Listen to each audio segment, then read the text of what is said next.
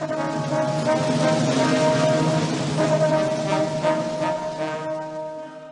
going to talk about leadership. What is leadership? Leadership is both a research area and a practical skill, encompassing the ability of an individual or organization to lead or guide other individuals, teams, or entire organizations. US academic environments define leadership as a process of social influence in which a person can enlist the aid, support of others in the accomplishments of a common task. Leadership seen from a European and non-academic perspective encompasses a view of a leader who can be moved not only by communitarian goal but also by the search for personal power.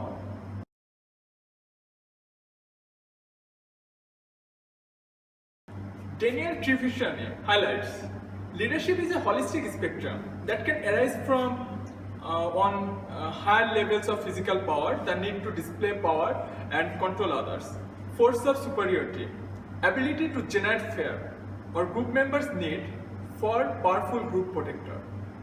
That's what called primal leadership.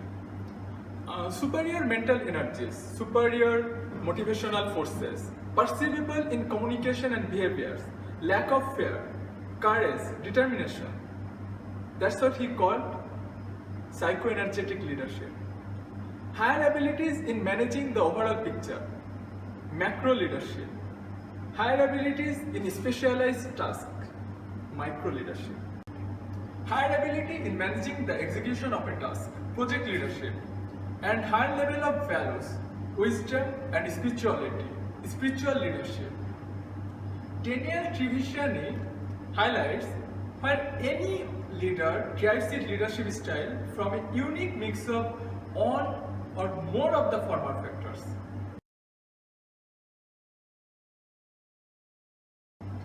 From history, we can see that ancient philosopher and Chinese military strategist Sun Tzu said, leadership is a matter of intelligence, trustworthiness, humanness, courage and discipline. Reliance on intelligence alone results in rebelliousness. Exercise of humanness alone results in weakness. Fixation on trust results in folly. Dependence on the strength of courage results in violence. Excessive discipline and sternness in command result in cruelty. When one has all five forces together, each appropriate to its function, then one can be a leader.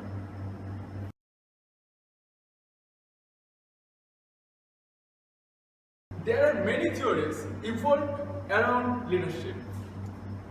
So from early Western history, we found out that the search for the characteristics or traits of leaders has continued for centuries. Philosophical writings from Plato's Republic to Plutarch's Lives have explored the question, what qualities distinguish an individual as a leader? Underlying these search was the early recognition of the importance of leadership and the assumption that leadership is rooted in the characteristics that certain individuals possess. This idea that leadership is based on individual attributes is known as the trait theory of leadership, and then re-emergence of trait theory. It says individuals can and do emerge as leaders across a variety of situations and tasks.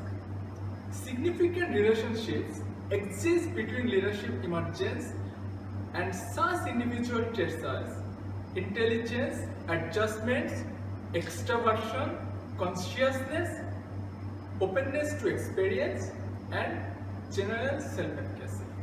Behavioral and style theories.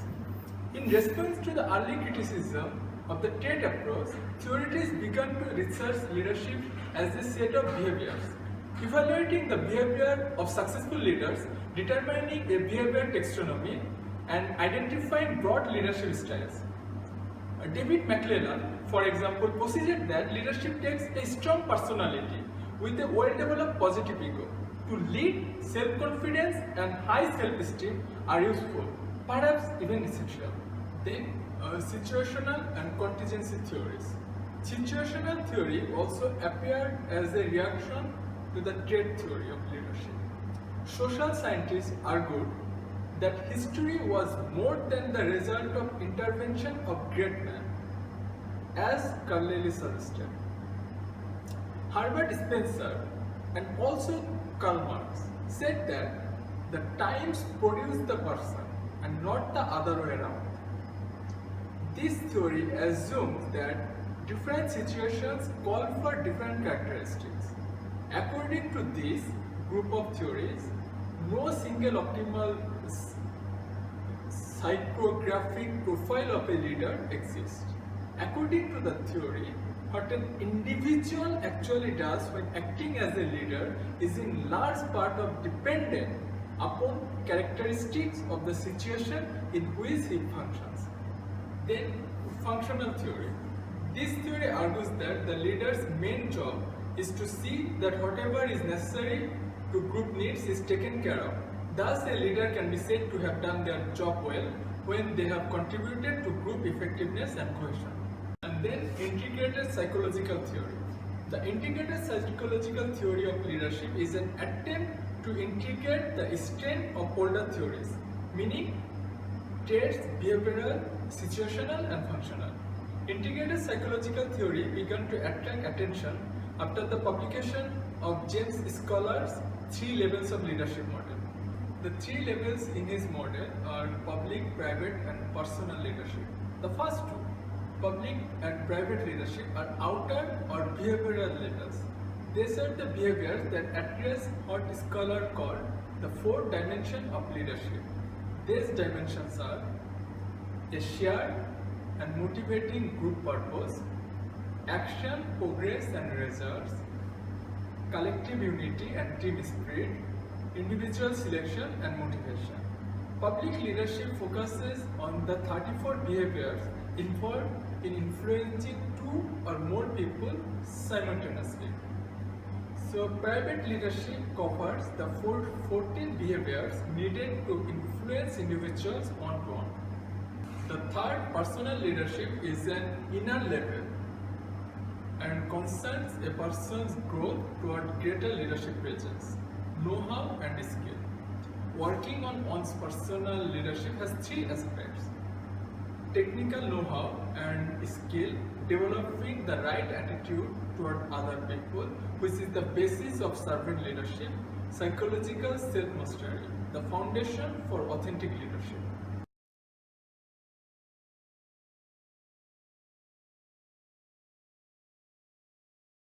Go to the style of leadership, like the provide the directions, like implement plans and motivate others. So actually there are 5 styles. First is laissez-faire. It's actually about the leader is like their employees do the things they want, but actually it's need the employees high quality or is very low productivity. On the other hand, is autocratic, which is totally opposite. The leader should be like a dictator. They hold all the decisions, which means the employees maybe have just a little chance or no chance to provide their opinions to him or her. Move on is a participant. We usually call it is democratic leadership, which is actually means every employees can contribute, and this is very good because everyone could feel the sense of belonging. Move on is a transaction. It's actually about the leader to give bonus or punish based on their performance. Last but not the least is the transformation. It's about the communication. The leader through the emotional way to control their employees. Okay, the last is about the skills needed. So as a leader, we know there are lots of skills they need to control their team, their employees. So I actually conclude after they have their goals to want to achieve, there are several skills they need to have. First is about responsibility, because as a leader, you want to achieve your goals, you have the responsibility for your employees, your team. On the other hand is creativity, because we know as a technology development is very important for a team, for the leader have creativity to control, to achieve their goals.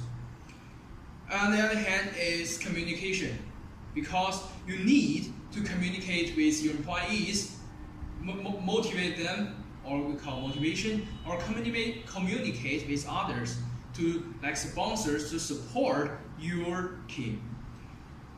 And the most important I thought is flexibility, because we know the things change so fast. Sometimes what you thought is not maybe correct. So you need to show flexibility to know new things, accept new suggestions.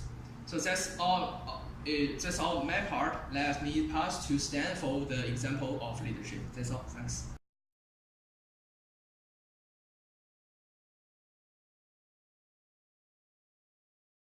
As we know, leaders are not merely a title nor a position. It takes them time and effort to lead a team. Leaders hold the capacity to translate vision into reality. And when we look back into the history, we can find a number of great legendary leaders. One of these great leaders are Abraham Lincoln. He was the president of the United States of America during the Civil War.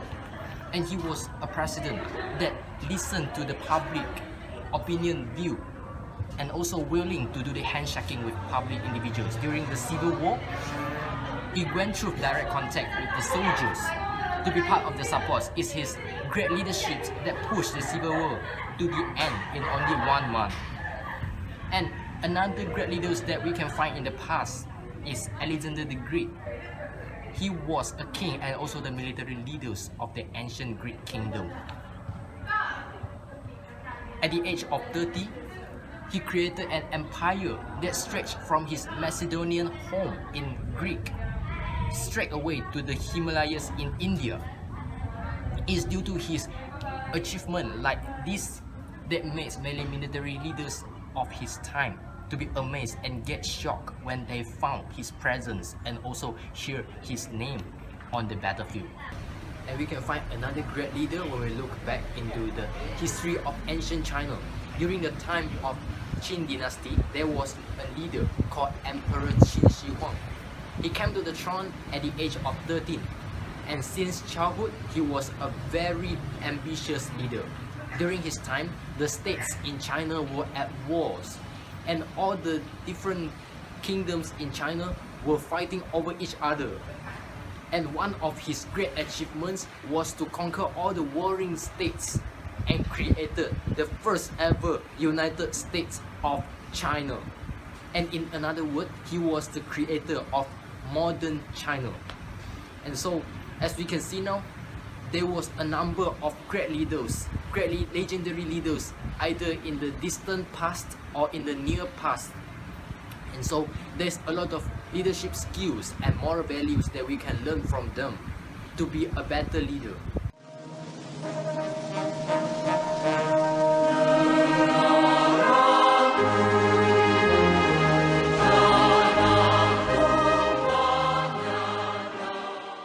Awesome. Lead, teamwork. Najib. Jetra. Perfect. Technique, yes. Teamwork. Responsibility.